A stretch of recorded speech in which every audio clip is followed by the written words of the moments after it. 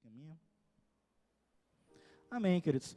Na última vez que eu ministrei, eu falei sobre mudança de mente, né? Alguns cultos atrás eu tenho falado sobre essa questão de mudar a mente, mudar nossa forma de ser, certo? Na verdade, na última ministração, obrigado, mano, eu falei sobre fazer de Jesus o centro da nossa vida. Fazer de Jesus o centro do nosso ser. Porque o que acontece? Muitas vezes, já, eu não consigo me concentrar. Por nada, tranquilo. Que eu preciso olhar vocês, para vocês verem como era difícil quando não tinha ninguém aqui. Muitas vezes o que acontece? Nós colocamos outras coisas como centro da nossa vida.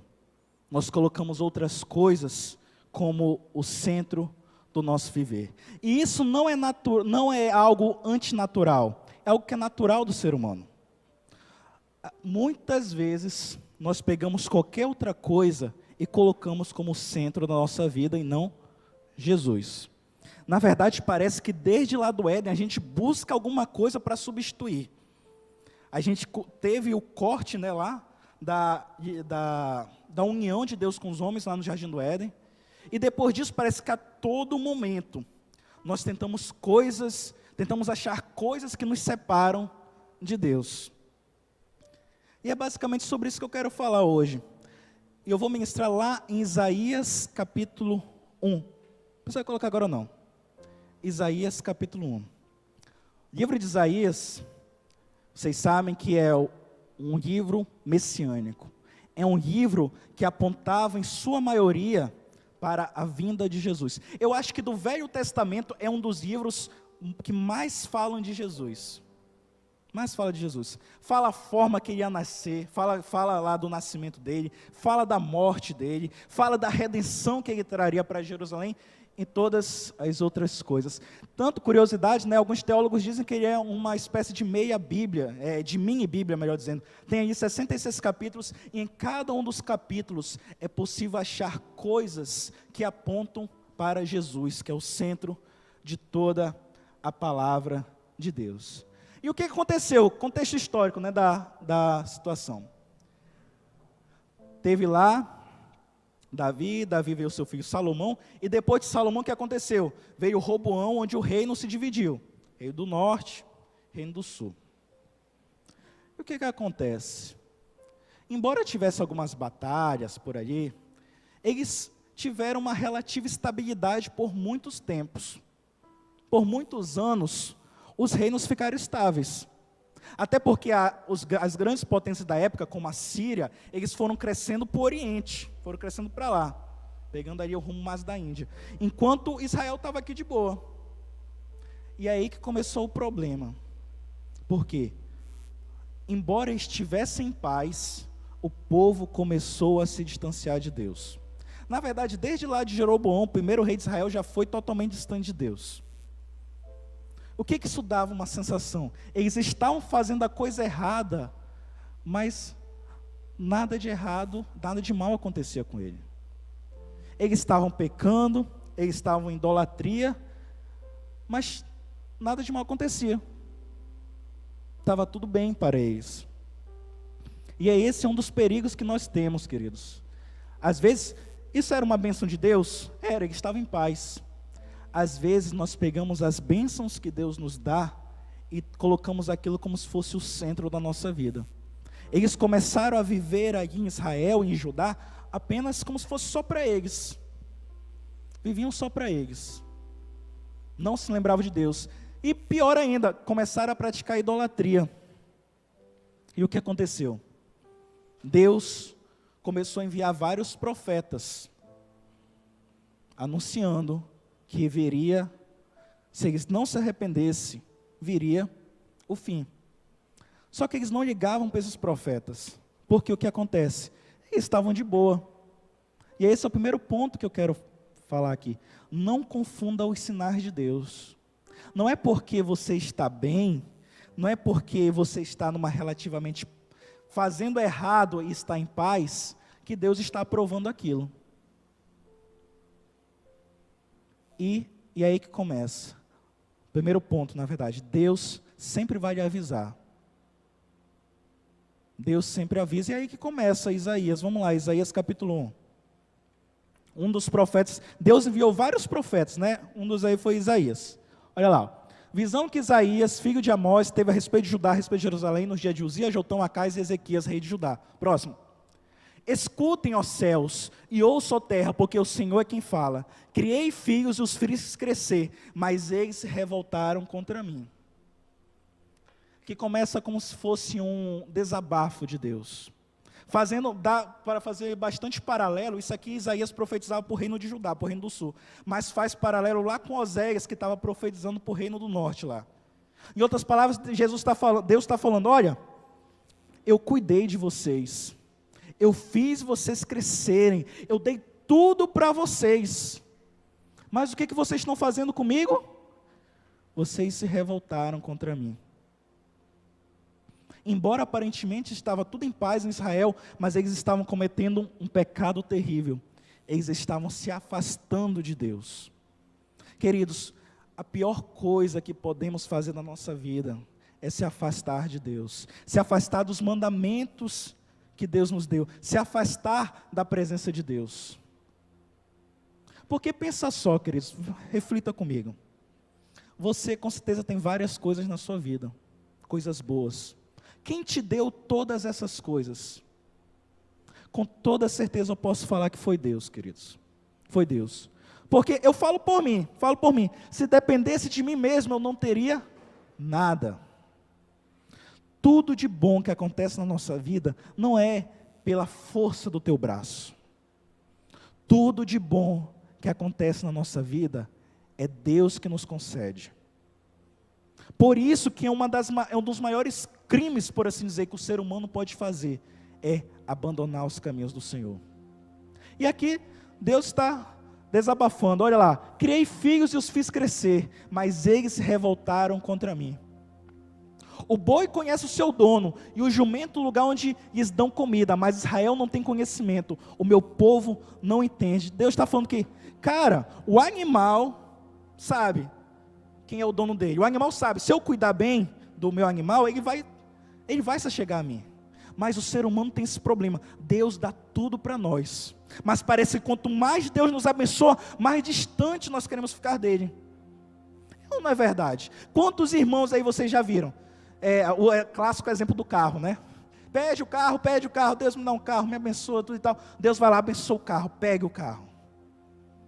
Passa o primeiro domingo, já não vem mais para a igreja. Porque, agora eu tenho um carro, vou passear. Pede um emprego, faz de tudo para ter um emprego. No momento que tem um emprego, primeira pessoa que vai se esquecer é quem? Vai se esquecer de Deus. E isso, queridos, não é... A gente olha assim, não, mas isso não acontece comigo. Queridos, a palavra do Senhor fala, aquele que está de pé, cuide para que não caia. Pense em todas as revelações que o povo de Israel teve. Com certeza, pensa só, né? Tanto que tem a fala lá no filme do Homem-Aranha, com grandes poderes vem grandes responsabilidades. Cara, o povo de Israel foi o povo que mais teve revelações da parte de Deus. Toda a história, desde o início deles, tinha a mão de Deus.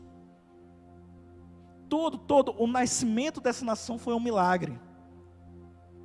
Mas parece que eles não entendiam isso. Por isso eu jogo para nós. Quem dirá nós, que não vimos, por assim dizer? A palavra do Senhor fala. Por isso até que a palavra de Deus diz que bem-aventurado aqueles que não viram e creram. Porque para nós é mais difícil. É mais difícil.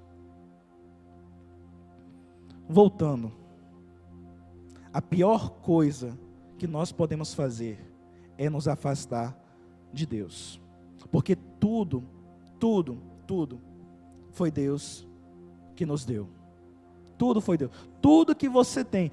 O resumo de toda a ministração de hoje é essa, basicamente. Tudo que você tem foi Deus que lhe deu. Tudo. e por Ele te dar tudo, a última coisa que você deve pensar em fazer é se afastar de Deus. Se afastar de Deus. Pensem só vocês. Nós que somos imperfeitos, mas nós conseguimos amar. Pensa só, você tem uma pessoa, você cuida dessa pessoa, você faz tudo por essa pessoa, e no fim essa pessoa te vira as costas. Qual o sentimento que você vai ter? Com certeza é uma das piores sensações que você pode ter. Agora imagine Deus que nos ama com amor perfeito, que nos ama de todo o seu coração. Por isso que lá, eu não lembro onde está escrito, mas fala, né? Não entristeçais o Espírito Santo de Deus, queridos. Não entristeçam. E de que forma é entristecer o Espírito Santo? É se afastando dele. Se afastando dele. Assim como estava fazendo aqui, ó, Israel. No caso aqui, Judá. Versículo 4, Pedro. Ai desta nação pecadora, deste povo carregado de iniquidade, são descendentes de malfeitores, filhos que praticam mal, rejeitaram o Senhor, desprezaram o Santo de Israel. Próximo. Por que vocês insistem em ser castigados? Por que continuam em rebeldia? Toda a cabeça está doente, todo o coração está enfermo. Pode ir passando, Pedro. Desde a planta do pé até o alto da cabeça não há nada são, a não ser feridas, contusões e chagas abertas, umas e outras que não foram ímpas, nem atadas, nem tratadas com azeite. Queridos, o que esses versículos estão falando? Quando nós nos afastamos do Senhor Deus, nossa vida, por um momento até ela pode parecer em paz, mas de certeza vai haver sofrimento sobre a sua vida. Lembra lá do filho pródigo? Logo que o filho pródigo se despediu do pai dele lá, foi embora, os primeiros dias de vida dele, fora longe do pai, com certeza foram felizes. Ele saiu esbanjando tudo, saiu na festa, saiu fazendo tudo, mas depois o que veio sobre ele? Sofrimento, dor, porque somente Deus é capaz de cuidar das nossas feridas, somente Deus é capaz de cuidar de nós. Por isso que fala aqui, olha, vocês estão aí todos feridentos, vocês estão tudo sujo por aí, vocês estão com as feridas abertas. Por que eles estão desse jeito? Porque estão longe dos caminhos de Deus, longe dos caminhos do Senhor, queridos. Só há sofrimento, longe do caminho do Senhor, só há dor, só há feridas. Vai lá no versículo 10, Pedro.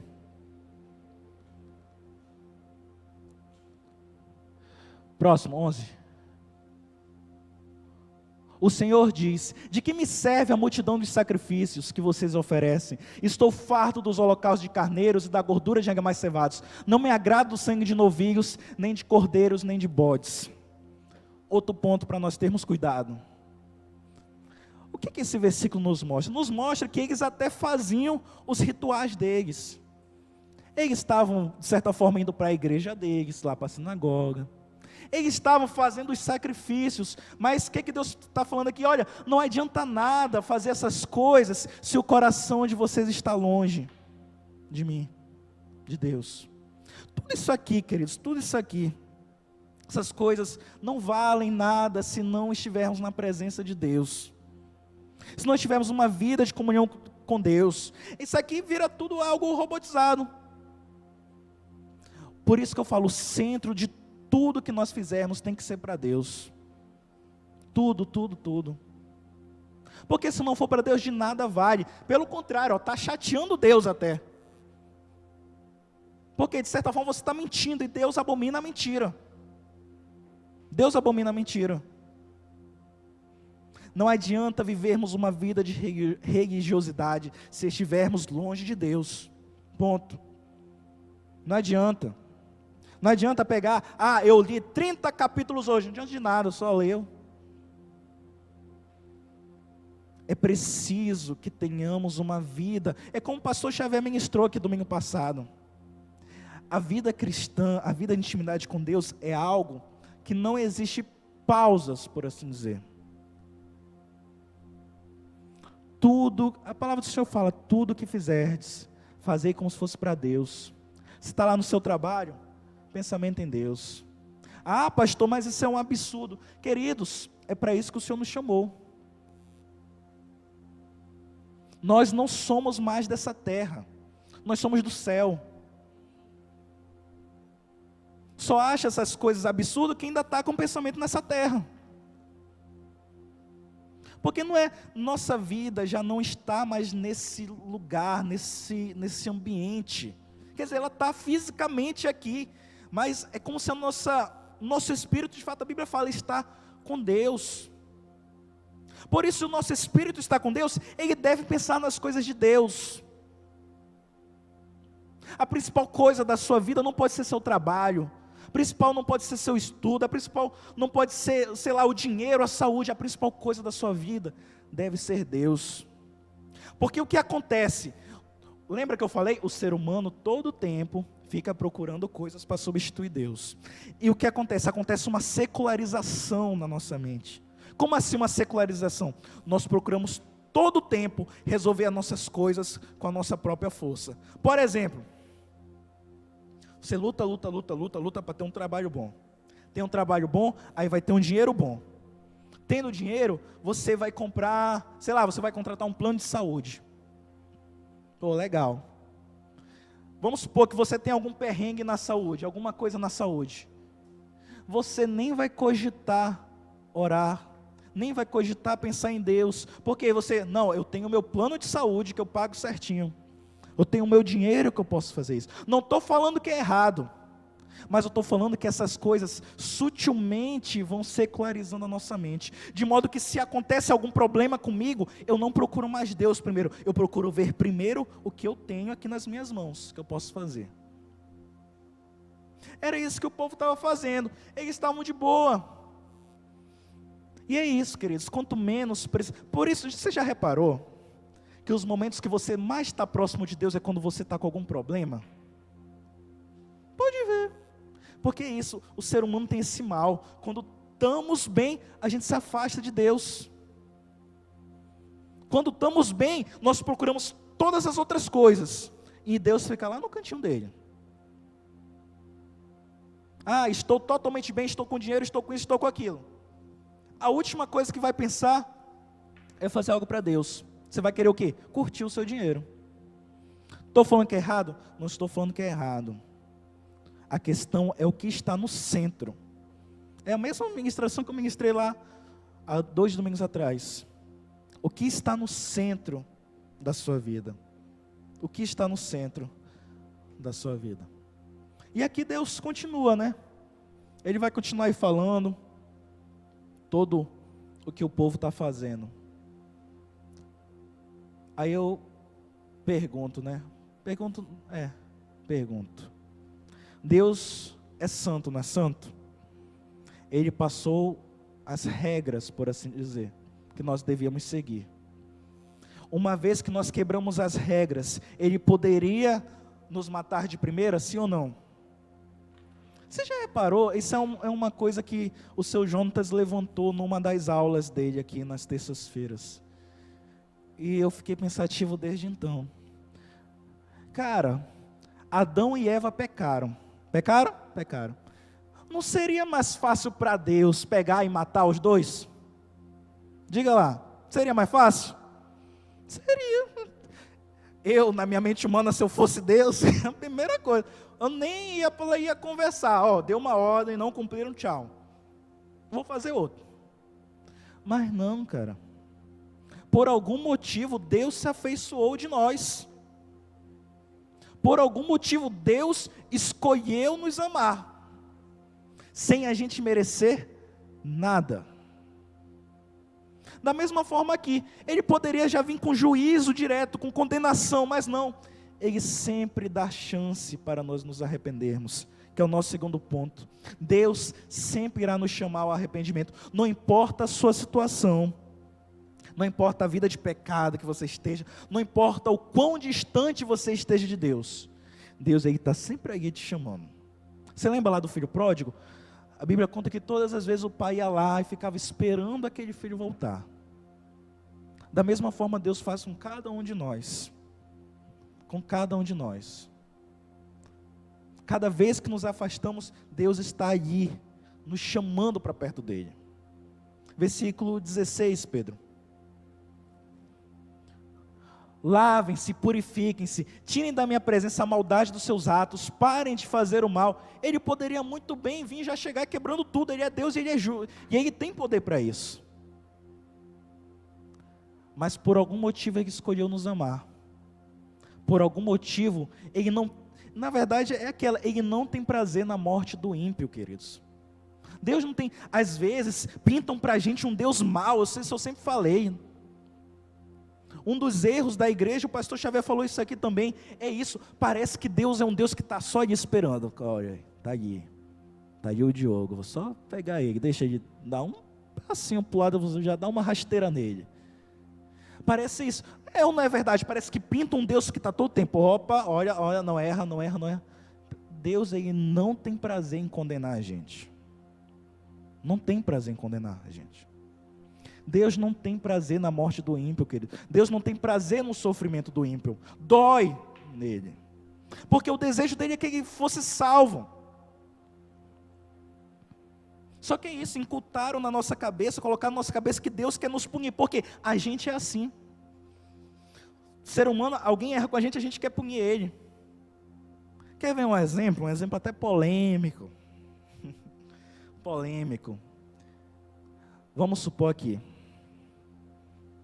A pessoa estava lá andando na rua, veio um assaltante, pegou o celular dela. Pegaram esse assaltante.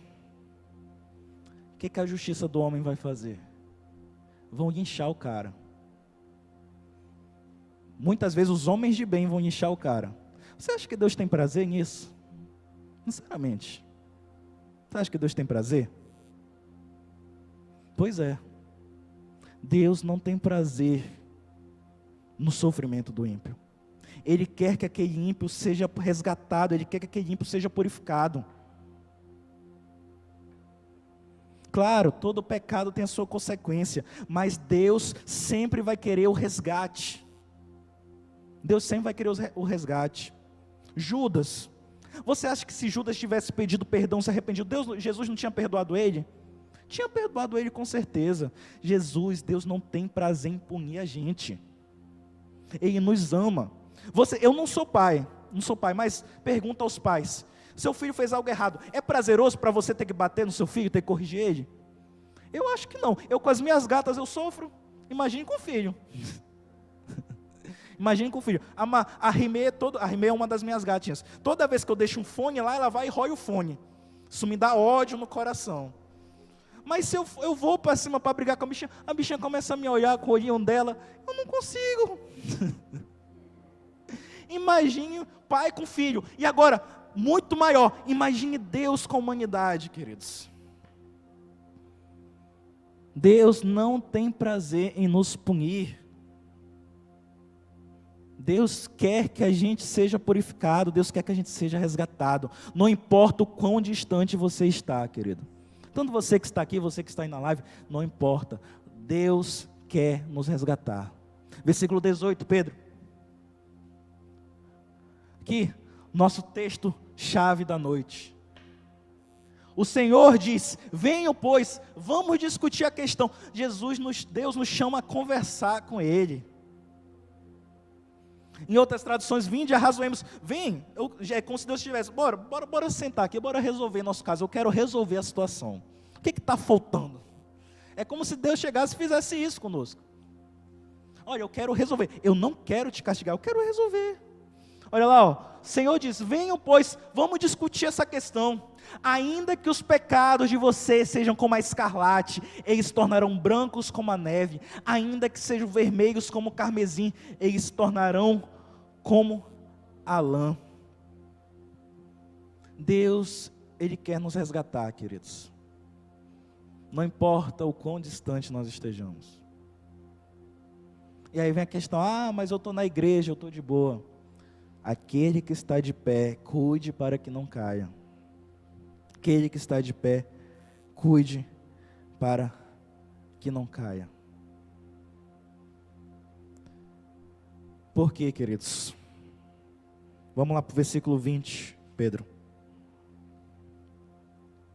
Mas se recusarem e forem rebeldes, vocês serão devorados pela espada, porque a boca do Senhor o diz.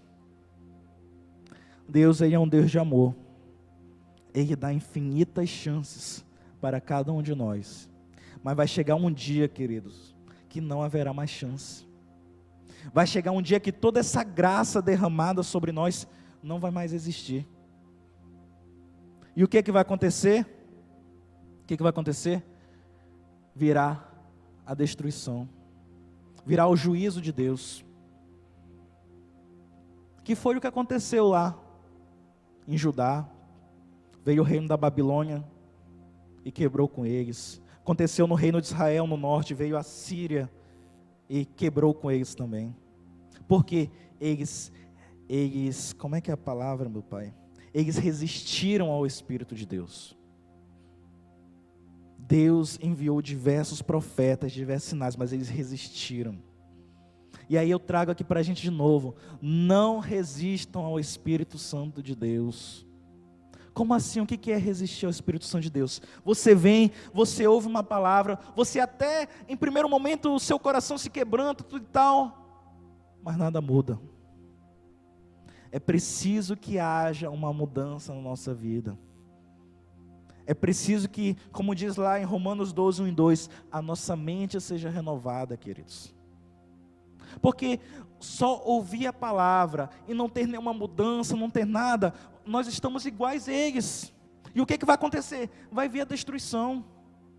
Vai vir a destruição. Por quê? Assim como eles, pensem só, eles tiveram todos os sinais, tudo, né? Da mesma forma nós, todos os dias nós temos contato com o Evangelho de Deus. Todos os dias, quer por uma TV, quer por uma música que ouvimos, todos os dias, nós de alguma forma podemos ver Deus nos chamando. Mas se nós, assim como eles, rejeitarmos, só nos restará a destruição, queridos. Por quê? Deus, Ele é um Deus de amor, verdade. Ele dá infinitas chances, mas Ele também é justo. E um dia vai vir a justiça de Deus, vai vir o juízo de Deus sobre esse mundo. E aqueles que não se entregaram a Ele verdadeiramente, infelizmente vão sofrer esse juízo. Por quê? Deus é justo. Deus é justo. E para encerrar, né? Por muitas vezes até, eu já tive várias discussões acaloradas sobre se nós temos alguma espécie de livre-arbítrio ou não, se Deus escolhe tudo por nós. Mas tem versículos, tem capítulos bíblicos que é inegável, que mostra que Deus nos dá ali uma escolha para fazermos. Por muito tempo até eu, pela forma que eu aprendi, eu tento negar. Mas tem coisas que não tem como negar. Por exemplo, esse capítulo todo, ele falando: olha, vocês têm uma escolha a fazer. Vocês vão continuar desse jeito que vocês estão? Ou vocês vão vir e vão conversar comigo? Igual lá em Deuteronômio 11, né? É como se o Senhor estivesse falando aqui: eis que eu ponho diante de você a vida e a morte, a bênção e a maldição. Para encerrar, eu quero deixar a pergunta para vocês, né? Que atitude tomar? O que fazer? Escolher a vida? Parece, a gente olha assim: ah, claro, vamos escolher a vida. Só que o que acontece? Muitas vezes a forma que você está vivendo, embora caminhe para a morte, você não percebe, ou você não quer sair dessa rota. Mas que o Espírito Santo possa, em cada um de nós, convencer da justiça, do pecado e do juízo, convencer que nós precisamos voltar ao caminho de Deus, ao caminho que seu Filho abriu para cada um de nós. E abriu como? Aqui está representando, olha. Ele abriu de uma das piores formas possíveis esse caminho, através de dor e sofrimento. Não tem toda essa dor e sofrimento que Deus promete que nós não vamos ter? Ele colocou tudo sobre seu filho. O seu filho sofreu tudo por nós. Amém, meus queridos? Que o Espírito Santo possa fazer essa palavra frutificar nos nossos corações, em nome de Jesus. Fique de pé, amém? Vamos adorar o Senhor.